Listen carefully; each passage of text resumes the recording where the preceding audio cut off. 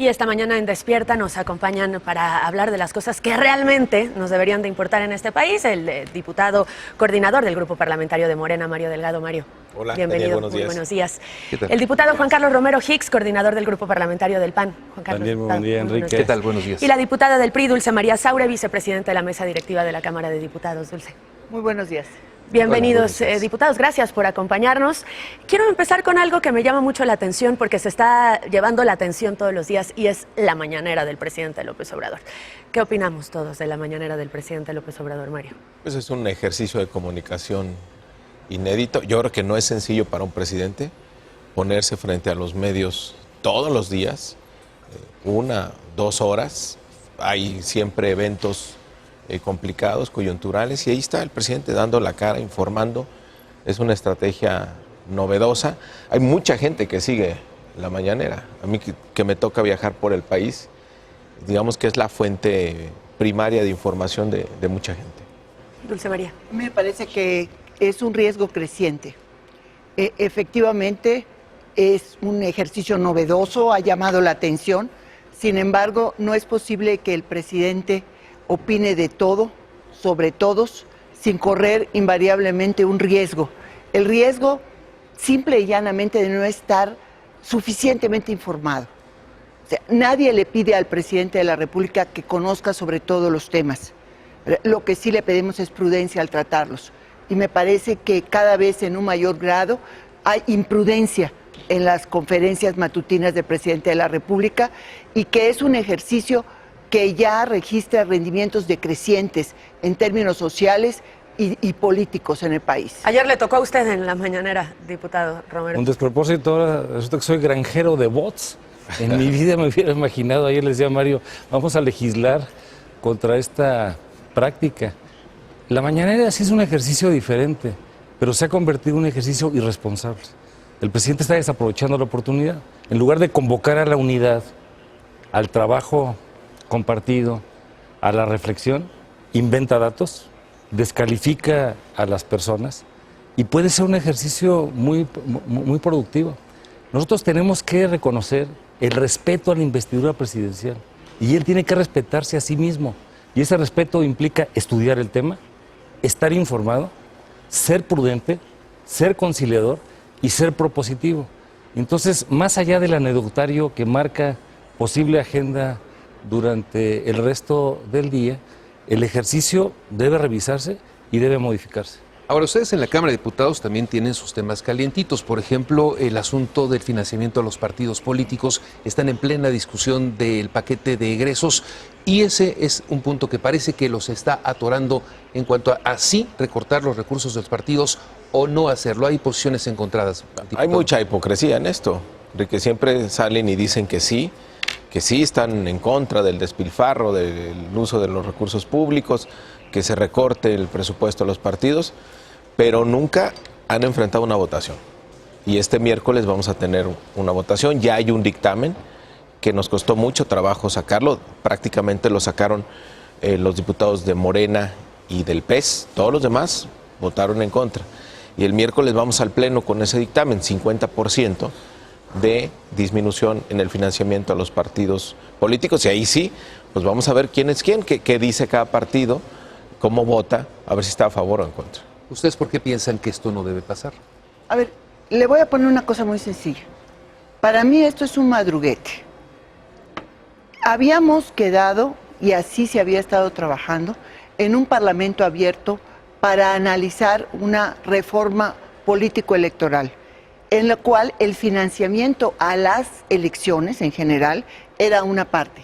De hecho, los últimos días de agosto, antes de iniciar el periodo actual, estuvieron realizándose una serie de reuniones. Se tocó el tema del financiamiento a las elecciones, porque estamos hablando en una cantidad más o menos de alrededor de 2.500 millones de pesos para este año, que es un año que no hay proceso electoral federal. Sin embargo, estamos hablando que la organización electoral en lo federal cuesta más de 20,000 millones de pesos. Entonces, allá en esas reuniones se habló, ¿le vamos a entrar a eso? Vamos a entrarle a fondo. La mayoría está diciendo que van a salir del gravísimo problema que hay para la asignación de recursos del presupuesto 2020, castigando a los partidos. Esta posición, una vez, es demagógica e irresponsable. Sí, nos vamos a enfrentar a una discusión complicada el próximo miércoles, que entiendo que es el día que va a subir a la discusión, ¿verdad? Y tendremos que hablar sobre el sentido último que tiene de el reducir los recursos de los partidos. Y yo voy a sacar los argumentos de 2017, cuando justamente quien entonces era presidente del Comité Nacional del PRI, Enrique Ochoa, propuso que se privara del financiamiento público a los partidos. Y lo que contestaron los entonces legisladores de Morena y de otros partidos políticos a esa propuesta, que afortunadamente no prosperó, porque mi posición en lo personal, y así lo dije en aquel momento, es que el financiamiento público a los partidos políticos es indispensable para el mantenimiento de la democracia en México. ¿Qué piensa el PAN? Nosotros creemos que esto es una simulación. Primero debe ser una reforma integral y no una situación parchada. Y esto ni siquiera se ha consultado suficientemente. Segundo, necesitaríamos incorporar otras variables. Nosotros estamos a favor de la austeridad, pero no del austericidio. Por ejemplo, en otro sentido, hace 2 años, cuando fue la tragedia del sismo del 19 de septiembre, Acción Nacional puso la mitad de sus prerrogativas. Morena simuló y lo puso en un también lo puso. Fideicomiso, lo puso, pero en un fideicomiso simulado. Entonces, necesitamos hablar de cara y de frente al país, porque necesitamos un buen régimen de competencia de partidos, con el máximo de transparencia, con auditorías, y luego otras preguntas. ¿Se va a compensar esto con fondos privados y en su caso cómo se van a poder atender? Es un tema muy sensible, pero se lo sacaron de última hora de la manga. Y hablando de responsabilidad, el cierre del aeropuerto son 150,000 millones de pesos. El financiamiento de partido estamos hablando de 5,000 millones de pesos. Entonces, aún quitando todo eso, no vamos a resolver el error monumental, estratégico, que hizo el presidente de la República en una consulta simulada a mano, casi a mano alzada, porque no votó ni el 2% Para cualquier cosa siempre el PAN saca el tema del aeropuerto. Pero aquí el tema es muy sencillo. Decirle a la gente si van a votar o no por reducirle el financiamiento a partidos. ¿Qué necesitan? ¿Más foros? ¿Qué necesitan? ¿Reforma integral? Sí. Es pura simulación, ahí está, el miércoles. Votan a favor o en contra y los vamos a de quitar la mitad al financiamiento de partidos políticos. Todo lo demás es simulación. Vamos a una cuestión muy concreta. Donde se va más dinero en la organización de las elecciones es en el Registro Nacional de Electores. Este es lo más costoso. Hemos propuesto, y se reiteró en estos foros, la necesidad de construir un Instituto Nacional de Población en que, entre otras cosas, tenga el registro de electores, entre otras cosas. Desde luego sería un órgano constitucional autónomo para que pudiéramos confiar todos los actores en ello. No, más gasto. Es redireccionar y precisar el gasto. Esto era parte de lo que se estaba analizando en cuanto al enfoque integral sobre el financiamiento de las elecciones. Ahora, en forma oportunista, porque no hay otro adjetivo que lo describa mejor. La gente lo está pidiendo. Sí. Es una demanda ciudadana muy popular. Pregúntale, diputada, con todo respeto, a todos los militantes del PRI, de todos los partidos, si están a favor o no de parar el despilfarro en los partidos políticos. Absolutamente sí. Pues ya, votenlo el miércoles, los vemos el miércoles, a ver cómo votan. Lo que quiere es destruir un régimen de competencia. A ver, no, están mal acostumbrados, están muy mal acostumbrados. Cuando eran una minoría que estaba buscando y luchando para volverse mayoría y lo lograron, pensaban absolutamente otra cosa sobre el tema. No, pensábamos lo mismo. La propuesta de disminución, el financiamiento a partidos al 50% es de Morena desde la campaña, desde antes de ganar las elecciones. La campaña, estoy hablando de 2017. Y lo más probable es que ni siquiera pase la propuesta, porque es tan improvisado. Está bien que le digan a la gente. Lo vamos a ver en el tablero y en el debate. El tema de seguridad. El jueves tuvieron al secretario de Seguridad, Alfonso Durazo, ahí. De pronto nos hemos desviado en la atención con otros temas y suceden cosas como lo de anoche, bueno, lo de ayer, terrible, en Sonora y en Chihuahua. ¿Cómo va la estrategia de seguridad? Hay un planteamiento del gobierno. A ver, recibimos un país destrozado en materia de seguridad.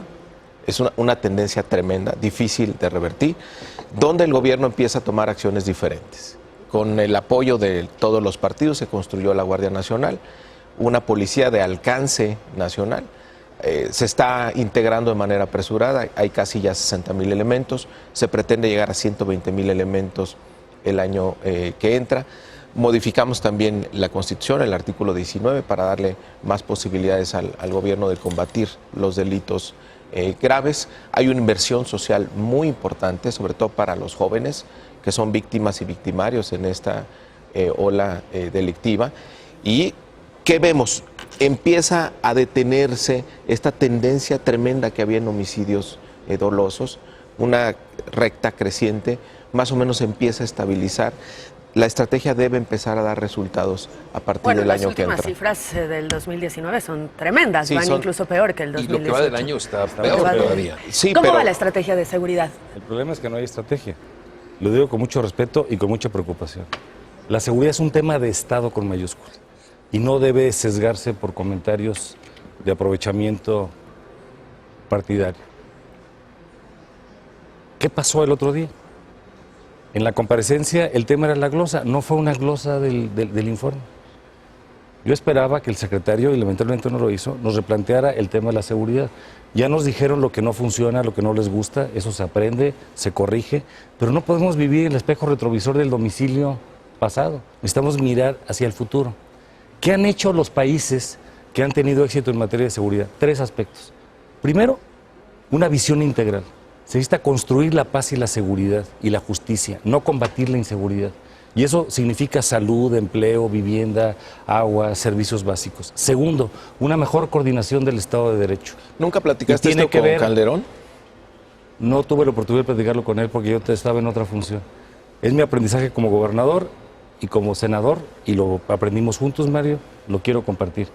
Porque necesitamos una estrategia integral que sume al municipio, al Estado y a la Federación, y que coordine el Ejecutivo, el Legislativo, el Judicial y con mejores normas. Todavía nos falta esa estrategia integral. Tenemos 2.457 municipios. No estamos pensando en eso, sino en disminuir el Fortaseg.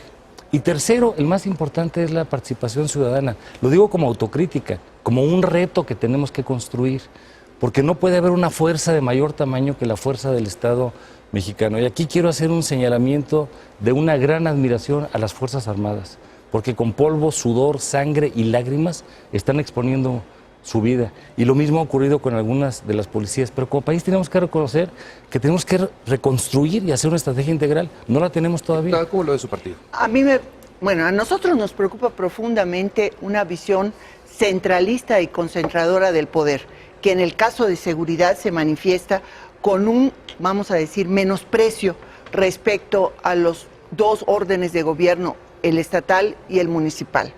Es decir, se quiere resolver un grave problema de seguridad a partir de la acción estrictamente del gobierno federal. Y dentro del gobierno federal, utilizando la fuerza de la Guardia Nacional, que es una institución en construcción.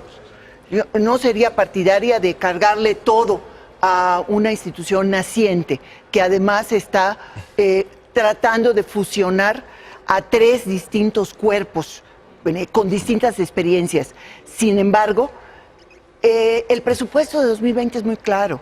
O sea, no solo se disminuye el Fortaseg, se menosprecia la acción del Estado y del municipio a partir del frágil argumento de la corrupción. Como son corruptos, hay que hacerlos a un lado, hay que minimizarlos o destruirlos de plano. Y este es el resultado. La Federación o el gobierno federal, no la Federación, el gobierno federal por sí mismo no puede con esto. Necesita el brazo de la sociedad, indudablemente, y el brazo de la organización local para poder enfrentar el fenómeno. ¿Y si va a alcanzar el dinero para el próximo año sin meter en problemas al país financieramente, entre otros temas, para este asunto de la seguridad? Es una de las prioridades del presupuesto. De hecho, son 3 prioridades. Una, la seguridad, los programas sociales y Pemex. Es a donde va el mayor esfuerzo fiscal para el 2020. Nada más quisiera hacer un comentario. A ver, está claro que no hay comunicación de ustedes con sus gobernadores, porque sus gobernadores saben que hay una cooperación de todos los días, un esfuerzo extraordinario del gobierno federal por no dejarle solo al problema, al contrario, No se les está dejando a los gobernadores que se las arreglen como puedan, porque sabemos que no tienen esa posibilidad. Si hay una estrecha coordinación, y es correcto lo que señala la diputada. El tema pendiente es reconstruir las policías locales, las policías estatales y municipales que están totalmente destruidas o infiltradas por la delincuencia. Es un esfuerzo todavía que falta, es una pata que le falta a la mesa. Ya se hizo la Guardia Nacional, será insuficiente si no se apoya con policías estatales y municipales, y ahí se requiere un esfuerzo de todos. Hablando de temas polémicos, la ley Bonilla y este asunto de la secretaria de Gobernación siendo grabada, según el gobernador Bonilla sí sabía que estaba siendo grabada. Ella dice que es pues dentro de la norma lo que podría ocurrir si el gobernador se queda 5 años. PRI y PAN, ¿qué opinan sobre la ley Bonilla? Evidentemente es un despropósito. Es una falta de certeza y una falta de respeto al actor estelar de la democracia, que es el ciudadano. Si voy y voto por una persona por 2 años, lo que hicieron, y que seguramente huele a corrupción, para extenderlo a 5 años, es un golpe de Estado. Nosotros creemos que esto debe corregirse, y el lugar para hacerlo es la Suprema Corte de Justicia de la Nación. Y ya empezamos a ver problemas lamentables para el nuevo gobernador en funciones, porque la población está inquieta. Yo le decía al gobernador, diputado Delgado, el viernes que tomó protesta, oiga, nadie está de acuerdo con usted ni los de su partido. Incluso se rió, y después vimos el video de la secretaria de Gobernación y entonces entendí un poco de esa risa. Pues dice el diputado que huele a corrupción. Yo quiero recordar que fue una mayoría panista la que hizo esa reforma, y se desgarraron las vestiduras los panistas y dijeron que iban a pedir una investigación, y yo sigo esperando no es la que pidan la que tenemos investigación. que permear, sino la solución. Y Ahora, la solución es la inconstitucionalidad. Aquí puede haber posiciones a favor, puede haber posiciones en contra. Lo que sí es que la Corte va a tener que resolver. Ojalá que yo he pongan dicho, orden esto. legalmente nosotros como Cámara de Diputados no podemos hacer nada, porque es la decisión de un Congreso, de un Estado libre y soberano. Nosotros no podemos intervenir, aunque Para políticamente, esto sí son libres y soberanos, políticamente sí lo podemos condenar, por supuesto. ¿Y Es así lo han condenable. condenado? Sí, ¿Y nosotros sí. mantienen esa condena? Desde mi punto de vista personal, sí, no se puede hacer una reforma que tenga un beneficiario directo. Y para terminar, se nos está acabando el tiempo, pero la economía del país, las cifras que arroja el INEGI la semana pasada, pues no son muy alentadoras. El presidente dice que las cosas se están haciendo distintas, que ahora se mide el desarrollo y no el crecimiento. El tema de la economía, diputado del Hay un cambio en el modelo económico. Se está combatiendo la corrupción, se tiene un gobierno austero y hay una adecuación de los recursos públicos, y se invierte más en la gente a través de los programas sociales y en programas de infraestructura. Si no alcanza el presupuesto. No, claro, y no va a alcanzar. Entonces, ¿qué tiene que pasar? ¿Qué es lo que nos falta?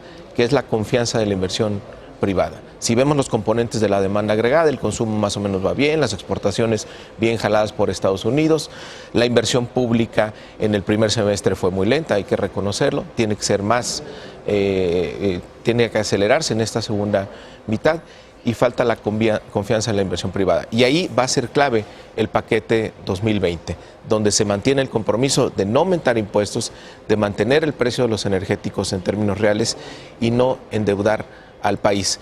Consolidar la política de austeridad, es decir, no al despilfarro, no a la corrupción, y poner los recursos en la inversión social y en la inversión en infraestructura. ¿Cómo lo ven? ¿Tendrá su visto bueno este paquete económico bajo estas condiciones económicas? Indudablemente que tiene muchísimas restricciones. Por primera vez en muchos años, Estados Unidos, su economía crece casi al 2%, según los reportes para 2019, en tanto que la economía de México está estancada, un 0% supuestamente, con posibilidad de decremento para el cierre del año. Y la respuesta es que hay factores externos ciertamente que están incidiendo, pero internamente las decisiones en materia de política económica y de política que se han tomado están profundizando los problemas del exterior, lo están trayendo al interior y los están potenciando. Y el presupuesto de egresos de la Federación y sobre todo la ley de ingresos que recientemente aprobamos no están respondiendo ante una coyuntura complicada y difícil que viene para 2020. Diputado Romero Hicks. La economía no crece. Somos probablemente el único país del mundo donde cuando la economía está en 0 o 0.1, el presidente festeja. Tenemos un presidente que necesita estar más cerca de las personas y necesita escucharlas y no estar inventando datos. Mientras no crezca la economía, esto no va a funcionar. Y veamos la economía familiar. Va a haber problemas en educación, en salud, en vivienda, en todos estos temas de carácter social. El presupuesto está mal diseñado y tiene 4 problemas. El primero es que no atiende el tema de la pobreza y la desigualdad, sino genera segmentos de apoyo electorero. El segundo es que no tiene un gramo de federalismo, no atiende ninguna obra de infraestructura. Sí, probablemente había dudas de corrupción, corríjanlas, vamos a poner las reglas, pero hagamos fondos de infraestructura y no solamente obras faraónicas que no van a funcionar, como el Tren Maya, la refinería de Dos Bocas, etcétera, etcétera, el nuevo aeropuerto. Tercero, necesitamos fortalecer, por otra parte, todo lo que tiene que ver con el tejido social. Y nosotros en este presupuesto no estamos viendo esa posibilidad. El campo va a quedar devastado, la micro, la pequeña y la mediana empresa, en la educación ni siquiera previeron lo necesario para lo que se aprobó en la reforma constitucional. Y en el caso de los municipios, pregúntenles a los ayuntamientos. El presidente no se ha reunido una sola ocasión con un ayuntamiento. No se ha reunido una sola ocasión con legisladores que no sean del partido de Mario.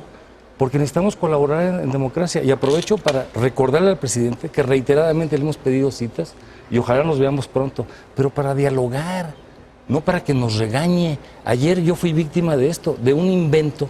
A mí me marcó la vida, siendo gobernador de Guanajuato, una frase maravillosa de un gran gobernador, José Aguilera Maya, y decía: el gobernador de Guanajuato podrá tener enemigos, pero él no puede ser enemigo de nadie. Cuando un gobierno le teme a la crítica, cuando un gobierno inventa una serie de circunstancias, eso no ayuda. Si el presidente aprovechara la mañanera y fuera jefe de Estado y jefe de gobierno, llamaría a la unidad, a la conciliación, para traer inversiones. Hoy el país está en riesgo y lamentablemente no vamos a estar avanzando con este despropósito. Se nos acaba el tiempo, pero les agradezco mucho haber estado esta mañana en Despierta. Al contrario, Diputado muchas Mario gracias. Diputada Gracias. María Sabri, Daniel, diputado Romero Enrique. Hicks. Gracias, muy buenos días.